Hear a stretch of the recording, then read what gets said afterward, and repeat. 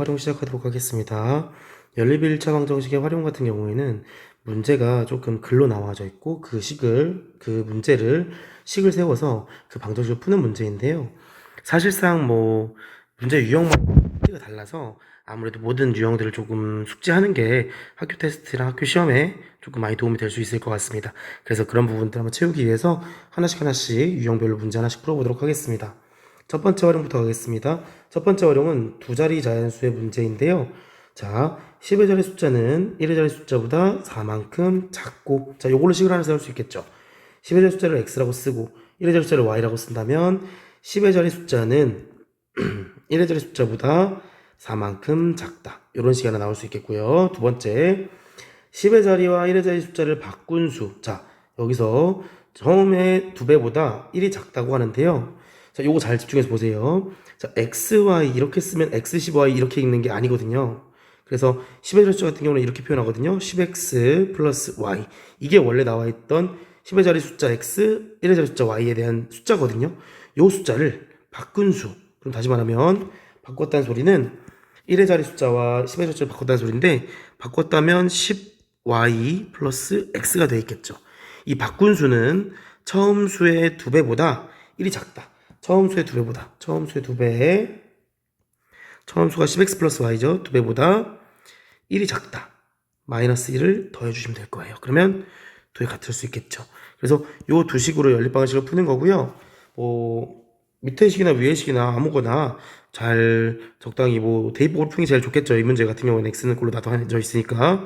그래서 이걸 좀 정리해서 풀 건데, 자, 마이너스 1 플러스 20x 플러스 2y는 10y 플러스 x고요. 넘겨서 정리하시면 19x 마이너스 8y는 1 이렇게 좀 표현할게요. 그리고 이 녀석과 이 녀석을 연립을 할 건데, 자, x는 y 마이너스 3입니다. x자리에 집어넣을 거예요. 19에 y 마이너스 4 마이너스 8y는 1 이렇게 될 겁니다. 정리해서 정리해 주시면 19y 마이너스 4, 9, 36 4, 1은 4, 76에다가 마이너스 8y 찍어버리면 1 될 거죠. 정리하시면 11y는 얘 넘어가시면 77 되고요. y는 당연히 7 될 수밖에 없습니다.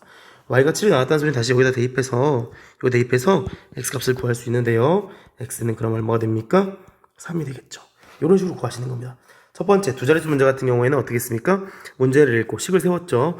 여기서 중요한 문제는 10의 자리 숫자와 1의 숫자를 원래 x, y 이렇게 표시하는 게 아니라, 이게 아니라 10x 플러스 y 이런 식으로 표현하겠다는 거. 요거에 좀 초점을 맞춰서 공부하시면 좋을 것 같습니다. 두 번째 유형도 한번 가보도록 하겠습니다. 두 번째 유형은 나이 문제인데요. 나이 문제 같은 경우에는 6년 전에 삼촌의 나이는 도윤이 나이의 3배였고 3년 후에 삼촌의 나이가 도윤의 나이의 2배가 된다고 한다. 그래서 삼촌의 나이를 x세에 도윤의 나이를 y세라고 했을 때 다음으로 답하세요. 자, 나이 문제 같은 경우는요, 반드시 표를 그리시는 게 중요해요. 표를 그려서 조금씩 식을 맞춰가는 게 제일 중요한데, 잘 보세요. 삼촌이 원래 현재 x세였어. 6년 전에는 x-6세겠죠. 도윤이는 마찬가지입니다. y-6세가 돼 있겠죠. 근데 봐봐요. 여기서 식이 하나 나옵니다. 6년 전에 삼촌의 나이가 도윤이 나이의 3배였대요. 자, 이걸로 식을 만들 수 있는 게 삼촌 나이는 도윤이 나이의 3배다. 이런 게 나올 수 있겠고요. 두 번째, 3년 후에는 삼촌 나이가 x 플러스 3, 도윤이 나이는 y 플러스 3. 이걸로 또 식이 나올 수 있겠죠. 3년 후에는 2배랍니다. 그러면 삼촌 나이에서 x 플러스 3은 y 플러스 3이라는 나이에 2배가 되겠다. 요거 연립해서 푸시면 되거든요. 식을 좀 정리해 보겠습니다. 위에 있는 식을 좀 정리해 보시면 x 마이너스 3y는 마이너스 6 넘기시면 마이너스 18 플러스 6이니까 마이너스 12가 되겠고, 자, 여기 있는 거 정리하면 2y 플러스 6이죠. 2y 플러스 6 넘기시면 x 마이너스 2y는 3 넘어가면 3이 될 겁니다. 요 두 식 연립하신다고 생각하면 돼요. 그랬을 때 이거는 가간법을 빼면 좋겠죠. x가 빠지니까 마이너스 y는 빠지면 마이너스 15가 되겠고, 따라서 y는 15가 되겠구나. 그렇다면 y가 15일 때 x는 마이너스 45 넘어가면 플러스 45라서 45 마이너스 12는 x는 45 마이너스 10이니까 33살이 되겠죠. 이런 식으로 삼촌의 나이와 도윤이 나이를 계산할 수 있다는 거. 그래서 나이 문제 같은 경우에는 웬만하면 표를 그리셔서 정리하시는 게 많이 도움될 겁니다. 그래서 몇 년 전이든 몇 년 후든 그걸 가지고 나이를 조정해서 거기서 식을 얻어내시고 그 두 식이 연립하시면 된다는 거 알고 있으면 되겠고요. 다음 세 번째 유형으로 하겠습니다. 세 번째 유형은요, 사실상 선생님은 이렇게 부르거든요. 원, 정, 판, 이 이렇게 부릅니다. 원정판이. 이 원정판이 문제 같은 경우에는 일단 기본적으로 학생들이 뜻을 좀 알아야 돼요. 원정판이라는 게 뭔 뜻이냐면 원가, 정가, 판매가, 이익이라는 건데요. 잘 보세요. 중요합니다. 이 단어가 되게 중요해요. 원가라는 건 내가 만약에 예를 들어서 선생님이 태블릿을 만들어서 팔 거야. 태블릿을 만들어서 팔 거야. 자, 내가 선생님이 만들 때 이 태블릿을 만드는데 드는 돈이 한 뭐 10만 원 정도? 바로 원가라는 건 선생님이 이 물건을 만들어서 팔 건데 그 만들 때 든 돈, 그게 바로 원가라고 생각하시면 되겠고요. 두 번째, 정가라는 건 여기에 이제 선생님이 10만 원 주고 만들었는데 10만 원에 팔면 조금 선생님도 이윤을 남겨야 되다 보니까 조금 슬프겠죠. 그래서 조금 더 이윤을 붙이는 게 바로 정가인데 선생님은 5만 원의 정가를 붙일 거야. 그래서 15만 원이 될 거예요. 선생님도 이득을 봐야 되긴 하니까. 자, 근데 15만 원을 올렸더니 학생들이 안 사. 그럼 어떻게? 할인을 좀 해야겠죠. 그래서 선생님이 선생님이 10% 할인해 줄게 이런 말을 했어. 그러면 10% 할인된 가격이 뭐죠? 15만 원에 15,000원 할인된 가격이니까 13만 5천 원이 되겠죠. 그죠? 이게 바로 판매가입니다. 판매가. 할인된 가격. 그럼 마지막에 이익이라는 건 마지막에 판매한 금액. 가끔씩 할인이 안 되는 경우도 있어요. 잘 보셔야 됩니다. 마지막에 판매한 금액에서 내가 만들 때 든 돈을 빼는 게 이익이거든요. 13만 5천 원에서 10만 원을 뺀다고 생각하면 3만 5천 원. 이게 바로 이익이 되는 겁니다. 그래서 이 네 가지의 뜻을 조금 잘 알고 계셔야 문제 풀 때 많이 도움이 될 거고요. 밑에 있는 문제도 한번 볼게요. 어떻게 나오는지. 자, A 학용품과 B 학용품이 정가일 때 학은 3,000원입니다. 뭐 원가에 대한 내용이 잘 안 나왔네요. 그럼 한번 써보겠습니다. 자, 정가부터 갈게요. A라는 정가도 있겠고 B라는 정가도 있을 건데 정가가 얼마인지 몰라. 근데 아무튼 합을 알고 있으니까 정가를 내가 X1, Y1으로 좀 표현할게요. 괜찮습니까? 그러면 자, 첫 번째 식 정가의 합이 3,000원이라고 했죠. 두 번째, A는 할인을 할 거야. 할인했다? 판매가라는 얘기겠죠. A 20% 할인했으니까 잘 봐. 여러분들이 1,000원짜리 아이스크림 사 먹는데 30% 할인을 하면 700원만 내도 돼.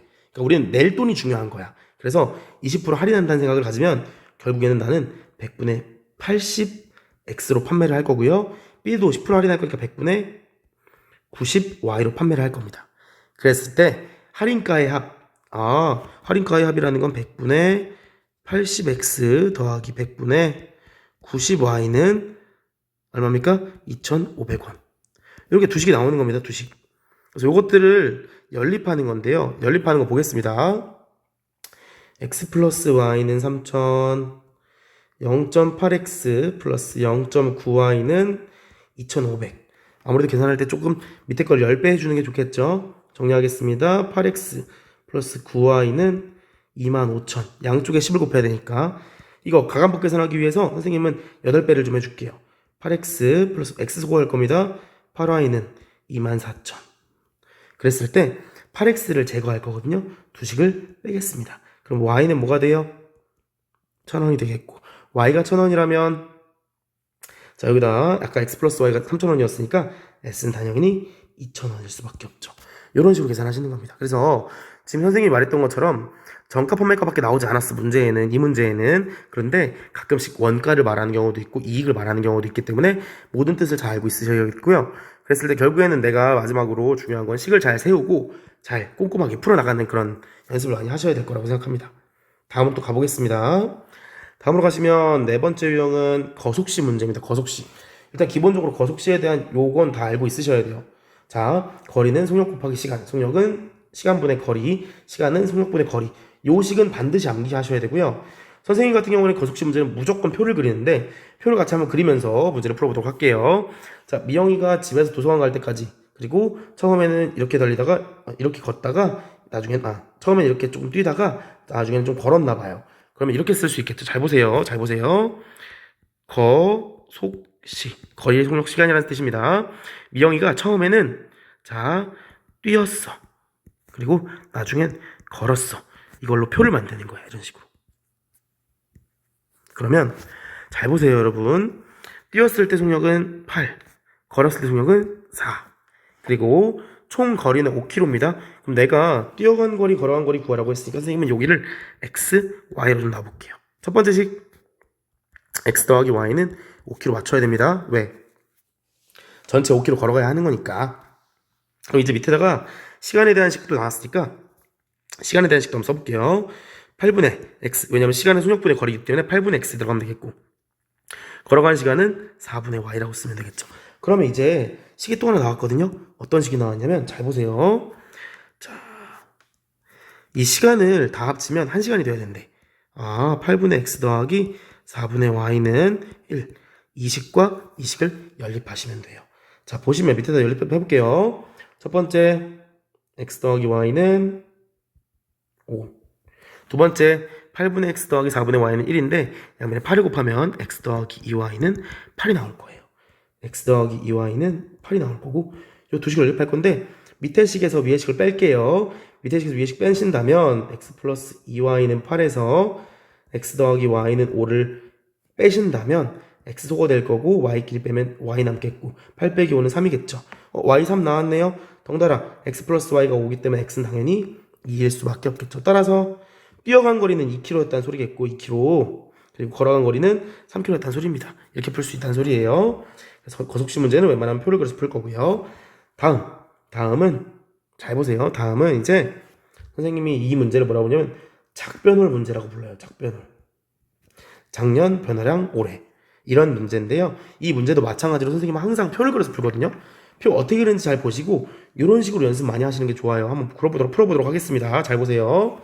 우선 작년 종업원 수는 240명이고 남자 여자를 갈랐어. 그렇다면 자, 작년, 변화량, 올해, 그리고 남자 여자를 갈랐기 때문에 여기는 남자와 여자를 갈라주시는 게 좋아요. 자, 그 다음에 한번 써보도록 할게요. 작년에 몇 명이 정확히 모릅니다. 그렇지만 전체 인원수는 알고 있어요. 240명이라는 거. 그럼 작년에 남자 수를요, 선생님이 x, 여자 수를 y, 그리고 전체 240명이었으니까 x 플러스 y는 240. 두 번째, 자, 이 변은요, 변화량이라는 뜻이거든요. 변화량. 딱 변화한 양만 나타내는 거야. 자, 올해 5% 감소했어. 여자는 10% 증가했어. 딱 이것만 생각하는 거야. 5% 감소했다는 소리는 마이너스 100분의 5 x만큼 변화했다는 소리겠고, 여자는 플러스 100분의 10 y만큼 바뀌었다는 소리겠죠. 그래서 전체에 3명이 늘었대. 그럼 결국 무슨 말이야? 요 두 개의 인원 더하면 3명이란 뜻이야. 그래서 결국엔 식이 뭐냐면 이런 뜻이거든요. x 플러스 y는 240이라는 인원이 있고요. 두 번째 마이너스 100분의 5x 더하기 100분의 10y는 3. 요 두 식을 연립하시면 되는 거다 보니까 잘 보세요. 밑에 거 100좀 곱하고 정리하시면 마이너스 5x 플러스 10y는 300. 위에 식도 5로 곱할게요. 5x 플러스 5y는 5 곱하시면 얼마입니까? 500, 54, 20, 520, 1200명이네요. 자, 이 두 식을 더해보도록 하겠습니다. 그럼 15y는 얼마가 돼요? 1500. 따라서 y는 얼마입니까? 100. x 플러스 y가 240이었으니까 x는 아마도 140이겠구나. 이렇게 정리하시면 될 것 같습니다. 따라서 작년 인원은요, 결국엔 140명, 100명 이렇게 나오는 건데, 잘 보세요, 여러분. 문제 진짜 중요한 건 뭐냐면 올해 남자 종업원 수였어. 올해. 그럼 결국엔 당신들은 140에서 요걸 빼서 올해 인원을 구하면 되는데 간단하죠. 140에다가 마이너스 100분의 5 곱하기 140. 0 하나 지우겠고요. 5랑 옆으로면 2 남고 여기서 7. 자, 결국 이거 7이야. 147 빼면 얼마입니까? 133명. 이렇게 쓰시면 될 것 같습니다. 이해 가시죠? 그래서 작변을 문제 같은 경우는요, 이렇게 지금처럼 표를 잘 그려주시는 게 중요하고요. 표를 그리면서 채워야 할 곳 잘 채우시고, 작년, 변화량, 올해 절대 까먹지 마시고, 이 문제 반드시 표를 그려서 변화량과 작년에서 식이 항상 나온다는 거 기억하시면 좋을 것 같습니다.